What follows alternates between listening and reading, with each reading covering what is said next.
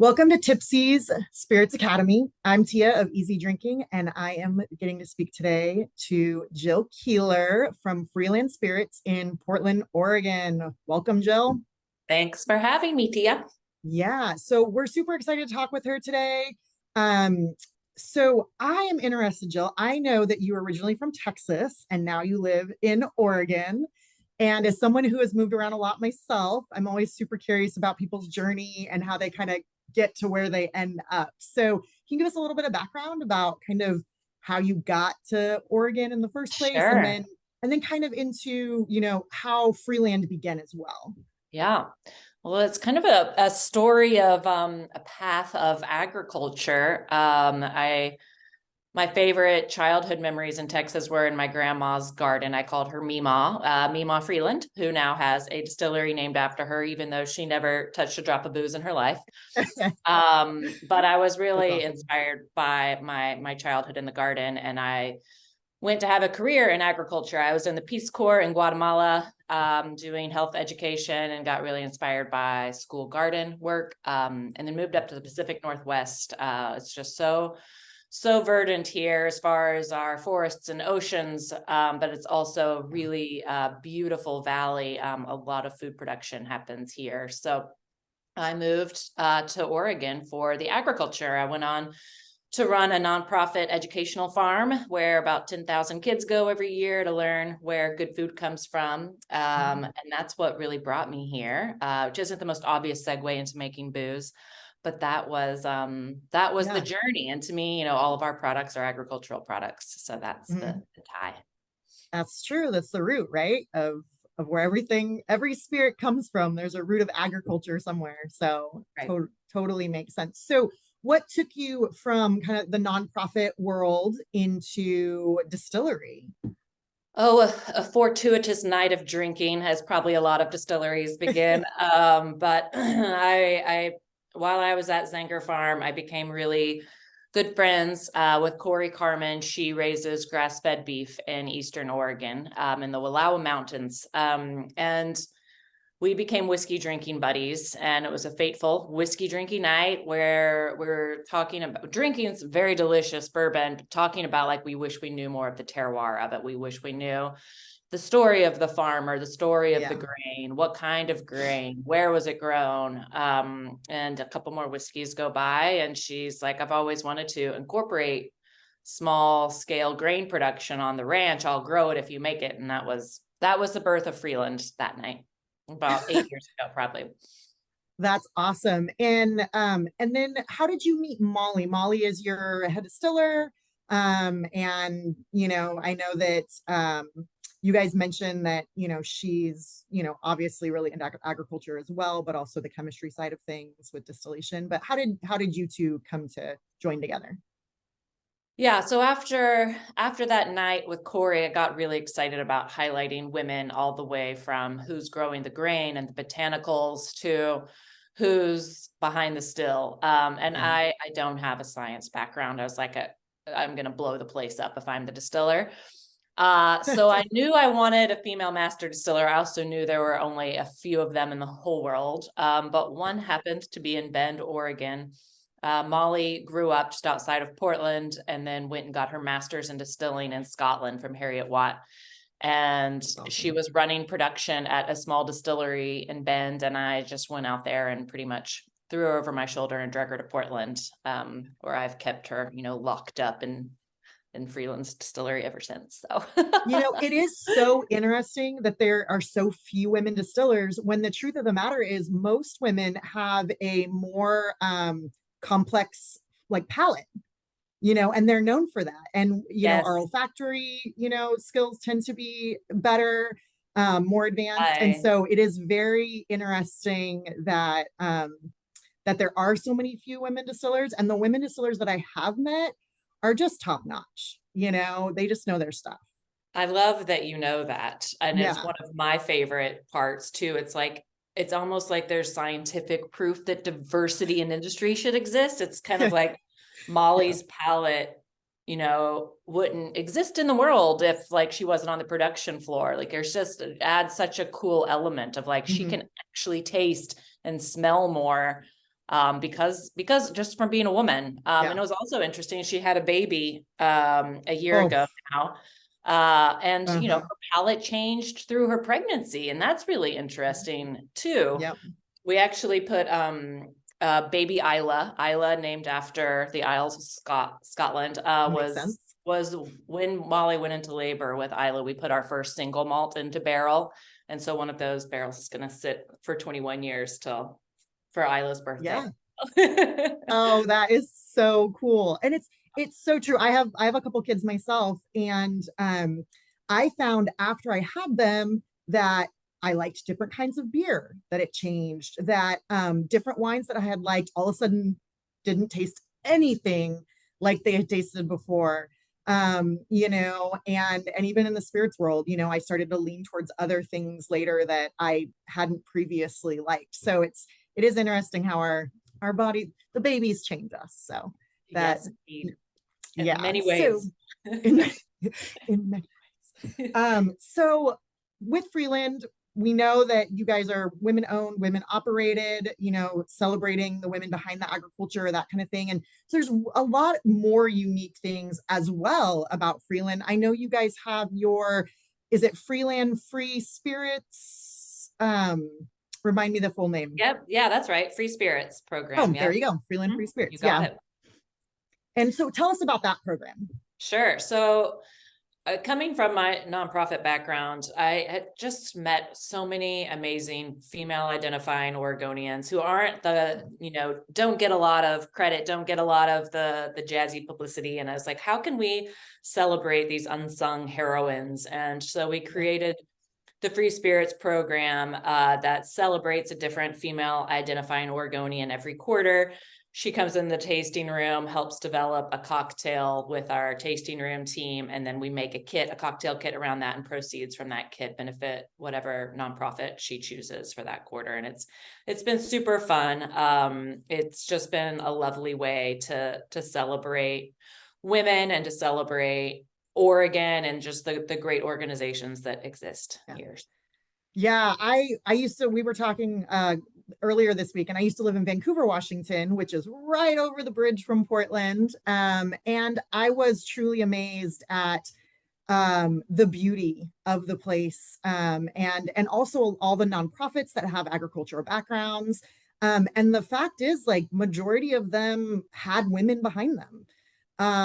Majority of the programs that I would see in the schools that got kids out, getting their hands dirty and experiencing nature were women owned. And so that's really cool that, that recognition is there and that you guys are bringing it to the forefront. And well, it's cool that you bring up the beauty in the forests. Where the distillery is located in Northwest Portland, it's just blocks from Forest Park, which is one of the largest urban parks in the world.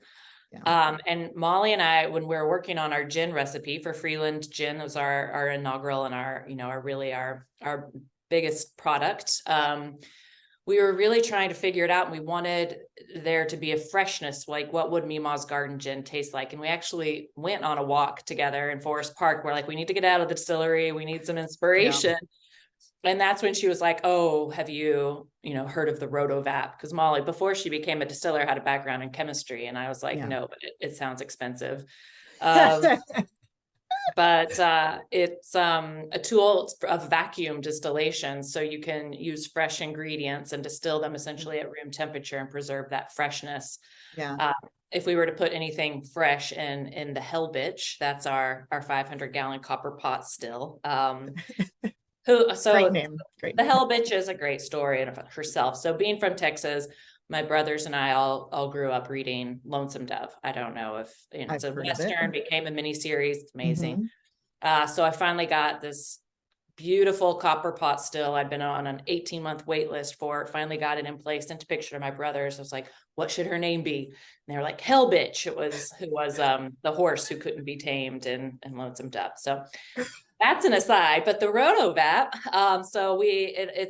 We're one of the only distilleries in the world that we know of that's utilizing a combination of vacuum distillation and heat distillation to make Freeland gin. So pretty. Anyway, back to, yeah, it was, inspired by a walk in Forest Park, which is pretty cool.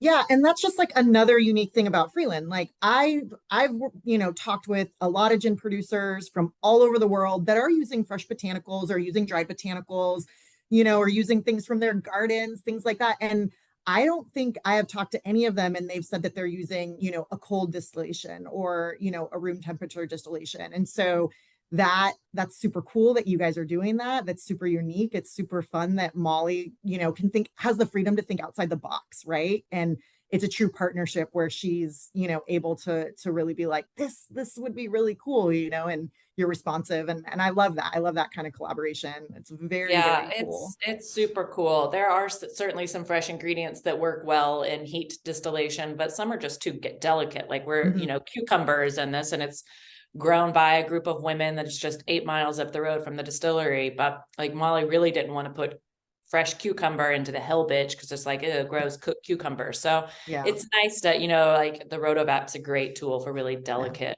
flavors that we just really wanted to preserve the essence of. And are there any specific botanicals that are in like your flagship gin that are really isolated to kind of the Pacific Northwest that you can share? I know some of your stuff is proprietary, but I get it. But yeah. Yeah. So what goes in the Rotovap is cucumber, mint, rosemary, thyme, and honey, which is the secret ingredient. But I always share the secret. So I just hope Molly doesn't watch this.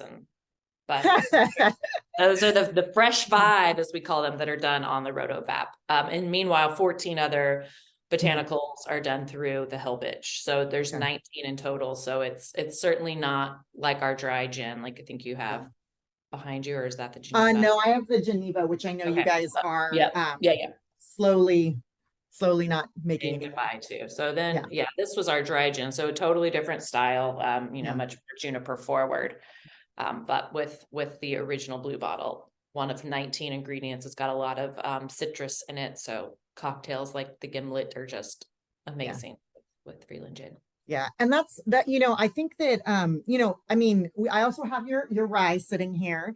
Nice. And I know that you guys also make whiskey. And I know that, the US bourbon and whiskey is the lead, right? Like that's who gets the attention and stuff like that. But I find gin such a fascinating category because gin can actually taste like the region it's from, right? If you use botanicals and you use fruits and herbs and all these things that are from your region, it's like tasting that region. It's the same idea of kind of what you get from like a mezcal, but in a different way, And so I think gin is really amazing. And I really hope that even people that are hearing this are more intrigued to be like, okay, I should try these really like craft, small batch gins that really represent the region that they're from, because it's a whole experience in itself when you drink it, and I love that.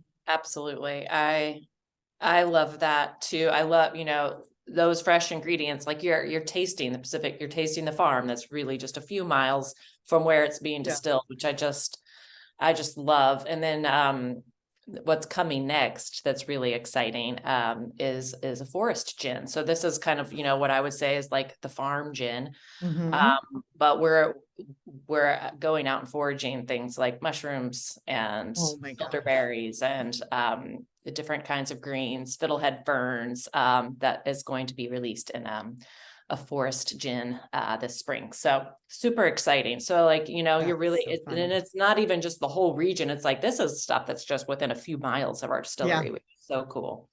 Oh, it's incredible. It's incredible. Can you tell me a little bit about the bottle? You guys also have a very unique bottle shape. You have a very unique image on the bottle. And I am someone, so like when we drink through this, which believe me, we will, this bottle, I keep all the unique bottles we get and I keep them for water. So when we have parties and guests over, we have them out filled with water. And then people always ask me like, what is this bottle? And then I get to tell them about like the brand or, what was in it, and that kind of thing. It's just kind of another cool way to keep it around. But yeah, tell me about your bottle and anything unique. I think so when I was designing this, I really wanted it to be like, how could, if I'm not standing in the liquor store telling the story of Freeland, how could the bottle tell the story for us, was really the goal. Yeah. And so there's a woman on the front. I don't know how well you can see it, but she's Mhm. holding up a stalk of grain.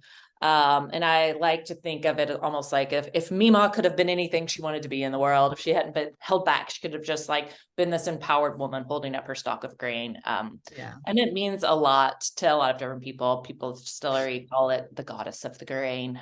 So that's part of it. And then the shape was really two things. One is the fertility of the Northwest and the rain of the Pacific Northwest. It makes me So think it's a about that. real Yeah. nod of like to the rain that makes this region so Yeah. fertile. And then also there's a bar in Portland called the Teardrop Lounge. It really put cocktails on the map in Portland. And the owner was a huge help as I was getting started. So it was also a nod to the Teardrop Lounge. So. Oh, that's awesome. Yeah, it's funny. When I saw the bottle, I thought of the rain. Like I thought, oh, I wonder if this has to do with, the rain and all that kind of stuff. And it's so funny because before I lived in the Pacific Northwest, I was just like, oh, it's so dreary. I don't know if I could live there. And then, we moved there and I just love the exuberance that people have with just put on your jacket, get into nature. Like I didn't know anyone who was like, I don't leave my house.